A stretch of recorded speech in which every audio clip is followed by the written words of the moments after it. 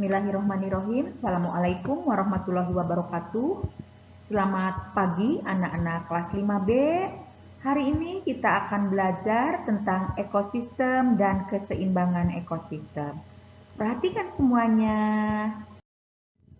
Anak-anakku sekalian, perhatikan gambar berikut ya. Ada yang dinamakan habitat. Habitat adalah tempat hidup makhluk hidup ya, ini gambarnya habitat. Kemudian juga ada yang dinamakan populasi ya. Populasi itu adalah sekelompok makhluk hidup sejenis yang mendiami suatu tempat. Ini populasi ya. Jadi sekelompok makhluk hidup sejenis yang mendiami suatu tempat. Kemudian ada yang dinamakan komunitas, yaitu seluruh populasi ya. Seluruh populasi yang menempati suatu lingkungan. Ini lihat ya, ada gajah di sini, ada juga singa, ada angsa ya. Itu adalah komunitas. Jadi komunitas itu adalah seluruh populasi yang menempati suatu lingkungan. Sedangkan habitat adalah tempat hidup makhluk hidup. Sedangkan populasi adalah sekelompok makhluk hidup sejenis ya. Jadi sama yang mendiami suatu tempat. Selanjutnya ekosistem ya. Ekosistem itu adalah tempat saling memberi dan menerima antara makhluk hidup dan lingkungannya. Ekosistem ada dua macam, yaitu ekosistem alam, contohnya ada hutan, ada laut, ada gunung, danau, sungai, dan gurun. Kemudian ekosistem buatan yaitu ada sawah ya, ada sawah, ini ada sawah, kemudian ada kebun ya, kemudian ada kolam ya. Sekali lagi, ekosistem itu ada dua macam. Yang pertama ada ekosistem alam ya, di antaranya hutan, laut, gunung, danau, dan sungai serta gurun. Kemudian ada ekosistem buatan yaitu sawah, kemudian kebun, kemudian kolam dan waduk. Sedangkan ekosistem sendiri yaitu tempat saling memberi dan menerima antara makhluk hidup dan lingkungannya. Keseimbangan ekosistem. Kegiatan manusia yang mempengaruhi keseimbangan ekosistem diantaranya yaitu penebangan dan pembakaran hutan. Akibatnya yaitu akan banjir dan tanah longsor, kemudian suhu bumi meningkat, kemudian berkurangnya persediaan air tanah, kemudian binatang di hutan kurang makanan sehingga menyerang desa di sekitar. Selanjutnya yaitu penggunaan pupuk dan pestisida berlebihan ya, ini nih ya, penggunaan pupuk dan pestisida berlebihan. Akibatnya merusak kesuburan tanah, membunuh beberapa hewan. Bila pestisida terbawa air akan mencemari sungai, kemudian hasil panen mengandung racun. Itu adalah kegiatan manusia yang mempengaruhi keseimbangan ekosistem. Selanjutnya perburuan liar nih. Perburuan liar akibatnya punahnya jenis hewan tertentu. Kemudian munculnya hama dan hewan lain, misalnya punahnya ular, muncul hama tikus ya. Jika punahnya ular, muncul hama tikus. Kemudian menangkap ikan dengan racun atau bahan peledak, akibatnya matinya bibit ikan, rusaknya ekosistem air. Jadi kalau menggunakan bahan peledak atau racun udah jelas matinya bibit ikan dan rusaknya ekosistem. Kemudian perusakan terumbu karang akan mengakibatkan musnahnya hewan laut karena kehilangan tempat tinggal. Ini udah jelas ya, musnahnya hewan laut karena kehilangan tempat tinggal. Selanjutnya pembangunan industri. Akibatnya pencemaran udara, pencemaran tanah dan air karena pembangunan limbah sehingga mematikan hewan dan tumbuhan di sungai. Kemudian pengeboran minyak, akibatnya pencemaran laut. Itu adalah beberapa kerusakan yang diakibatkan oleh kegiatan manusia ya. Selanjutnya, cara mencegah kepunahan hewan dan tumbuhan. Melindungi hewan dan tumbuhan langka dengan adanya yaitu suaka marga satwa, yaitu wilayah yang khusus untuk melindungi hewan yang hidup di dalamnya, ya, yang hidup di dalamnya. Kemudian yaitu cagar alam, wilayah yang melindungi hewan dan tumbuhan, ya. Jadi cagar alam itu adalah wilayah yang melindungi hewan dan tumbuhan. Kalau suaka marga satwa yaitu wilayah yang khusus untuk melindungi hewan yang hidup di dalamnya. Sedangkan cagar alam yaitu wilayah yang melindungi hewan dan tumbuhan.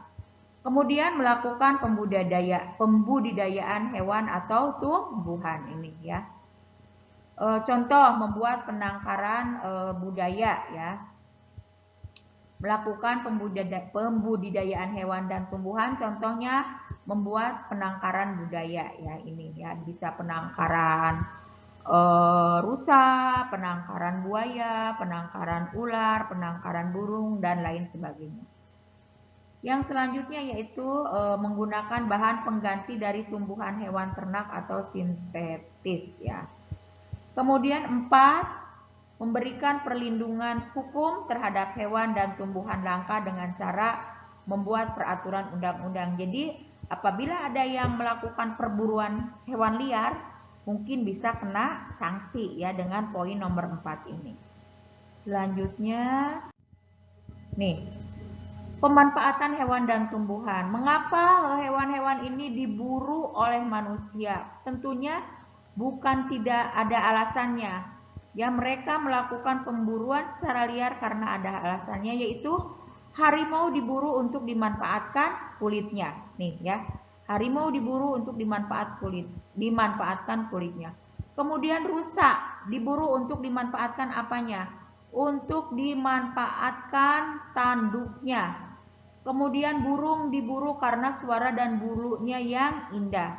Kemudian badak diburu untuk dimanfaatkan culaknya, ya, ini, untuk dimanfaatkan culaknya. Kemudian gajah diburu untuk dimanfaatkan apanya? Nih, dimanfaatkan gadingnya, ya. Jadi gajah diburu untuk dimanfaatkan gadingnya. Kemudian burung walet diburu dimanfaatkan sarangnya untuk obat. Ular diburu untuk diambil kulitnya. Sama, buaya juga diburu untuk diambil kulitnya. Biasanya kulitnya itu dijadikan tas, dompet, atau sepatu. Kemudian ikan paus diburu karena minyaknya berguna bagi kesehatan. Jadi mungkin hewan-hewan ini adalah hewan-hewan yang dilindungi, ya.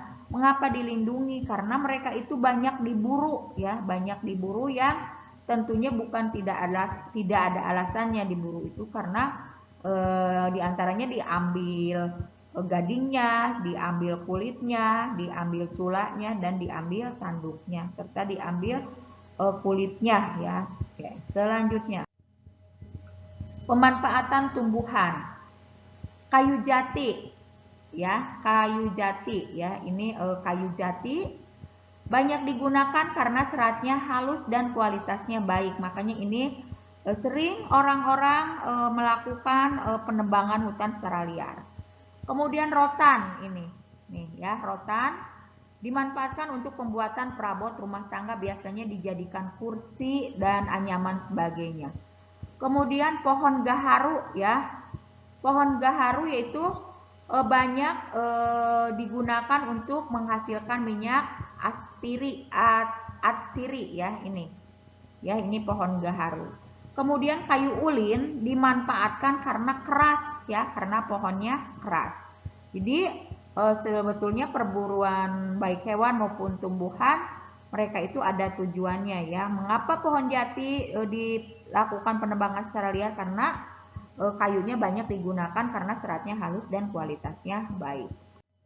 Selanjutnya kayu cendana, nih, ya. Kayu cendana itu baunya itu sangat wangi, ya, untuk membuat kerajinan, bahan kosmetik, serta minyak cendana. Nih, ya, kayu cendana, ya. Bisa dijadikan kipas juga, biasanya itu wangi, ya. Oke. Kemudian kayu manis dimanfaatkan untuk penyedap masakan, nih, ya. Kayu manis selain untuk rempah juga untuk penyedap masakan, bisa juga ini dijadikan sebagai minuman, ya. Di air mendidih masukkan kayu manis, ini biasanya bisa dijadikan sebagai obat. Kemudian kayu putih untuk membuat minyak, jika dibakar menghasilkan pewangian ya. Kemudian anggrek sandal ini diambil karena bunganya yang indah. Anak-anakku sekalian yang sangat Ibu cintai, Ibu sayangi, dan Ibu banggakan, demikian pembelajaran kita hari ini. Jangan lupa ya, meskipun kalian di rumah saja, tapi tetap harus menjaga kebersihan dan kesehatan. Ingat pesan Ibu, menggunakan masker, wajib menggunakan masker jika keluar rumah, wajib mencuci tangan, dan wajib menjaga jarak. Wabillahi taufiq wa hidayah. Wassalamualaikum warahmatullahi wabarakatuh.